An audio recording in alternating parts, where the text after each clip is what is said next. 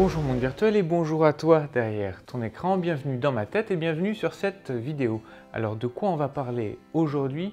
On va parler de comment surpasser son anxiété, puisque tu me vois te parler sur les internets chaque semaine et que dans la vie en dehors de la caméra, ce que je fais c'est animer des séminaires en diverses techniques de massage ou de réflexologie.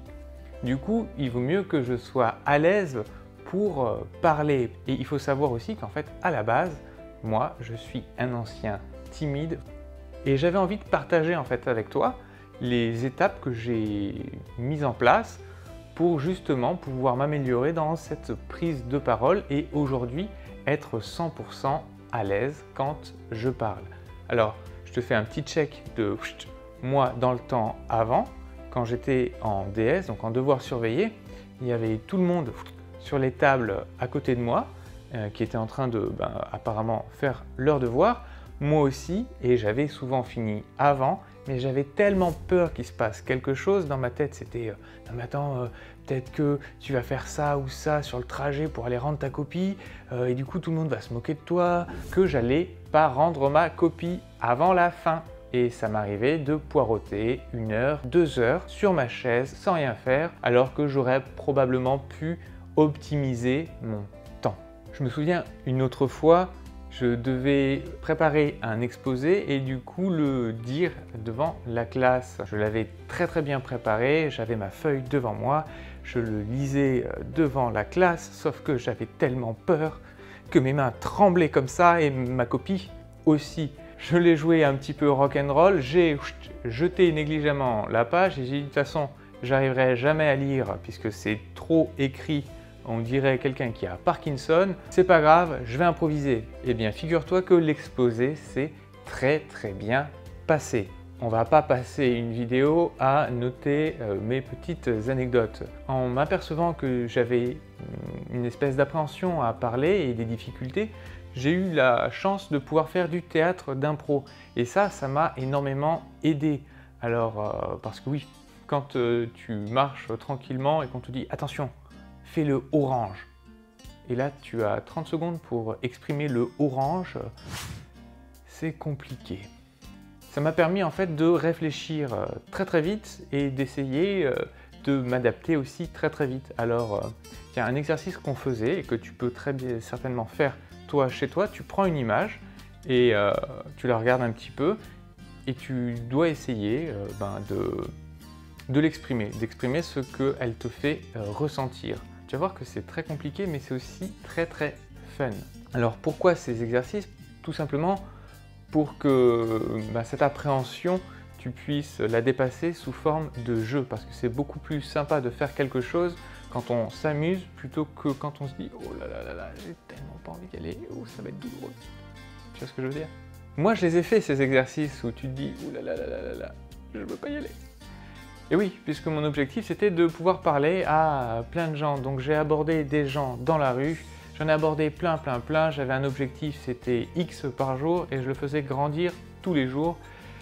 Autant te dire que j'ai ramassé un bon pacos de râteau, autant te dire que j'ai pris un bon pacos de vent et regarde, je suis toujours là.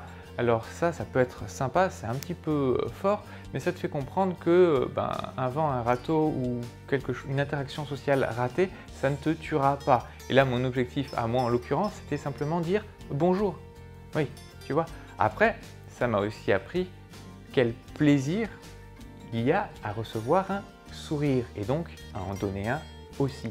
En deuxième, j'ai aussi abordé des gens en leur posant des questions un petit peu débiles du style « Bonjour, je me posais une question, c'est qui le plus fort entre Babar et Goldorak ?» Ou alors en demandant des permis débiles du style un permis poussette ou quoi que ce soit. Et bien que j'ai pris beaucoup de vent là aussi, j'ai aussi de très beaux souvenirs, mais on n'est pas là pour ça. Ce que je veux te dire à travers ces expériences, c'est que finalement, exactement ce que tu vas dire, les mots que tu vas choisir n'ont que très peu d'importance. C'est le feeling de ce qui se passe, le feeling de l'échange qui est réellement plus important, puisqu'avec la même phrase, tu peux très bien une fois tomber face à un mur et l'autre fois avoir une très belle interaction avec une personne pendant un certain temps. Ok? Et du coup, tu te dis, mais avec tout ça, Flo, tu as dû plus du tout avoir d'appréhension pour parler. Eh bien non. En fait, c'est un petit peu comme quand tu fais du développé couché, que j'ai très bien fait là, tu vois. Ben, si tu es le champion du monde en développé couché, c'est pas pour ça que tu seras le plus fort au bras de fer ou aux tractions. Et oui, ces exercices-là, ils m'entraînaient et j'étais meilleur à ces mêmes exercices. Du coup, tu peux les faire, mais focalise pas là-dessus. En fait, ce qui est réellement important, et ce que moi, j'en ai appris, c'est qu'il ne faut pas dramatiser les choses. En fait, c'est même tout l'inverse. Il vaut mieux que tu t'amuses. Ne te prends pas au sérieux. Et oui, les gens à qui tu parles, et toi aussi, tout le monde, vous, nous, ne sommes que des êtres humains. Et le propre de l'être humain, c'est d'être imparfait. Donc, tranquille, garde toujours ça en tête. Alors, les 4 petits points que je vais te donner pour mieux réussir tes interactions sociales ou avoir un petit peu moins de stress quand tu dois prendre la parole, c'est pour ne pas te prendre au sérieux et tu vas en retirer quelque chose. Ça va pouvoir te permettre de t'améliorer. Second point, si tu as bossé ton sujet pour une présentation, essaie pas de réciter par cœur parce que si tu as bossé ton sujet, tu le connais, il est là, il est en toi et tu sais ce que tu veux dire. Du coup, c'est ça qu'il faut transmettre. Après que tu n'aies pas fait les 4 pages que tu avais écrites et qu'au final, tu n'en aies que 2, 3 ou même des fois 6 parce que tu te laisses emporter, c'est pas très grave. Okay, et puis en plus, ça va libérer ta tête de mince, quel mot vient après celui que je viens de donner. Okay, en 3e point, assume ce que tu es et ce qui te fait vibrer. C'est-à-dire que tu peux te dire, tiens, mais ça va absolument pas intéresser les gens. Si tu commences comme ça, c'est clair que ça va sûrement pas les intéresser. La première question qu'il y a, c'est est-ce que ça te passionne, toi? Oui, non. Non, difficile d'en parler du coup. Questionne-toi pourquoi tu te retrouves à devoir parler en public de quelque chose qui ne t'intéresse pas.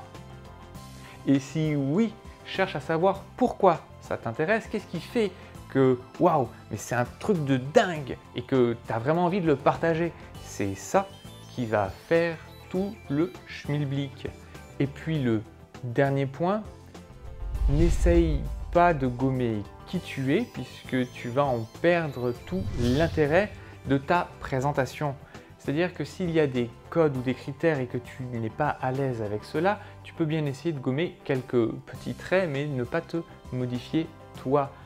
Donc voilà, je pense que j'ai encore une fois explosé mon timing, mais tu vois, c'est très difficile quand tu aimes quelque chose d'en parler de façon succincte. Je te dis à la prochaine, belle soirée, ciao.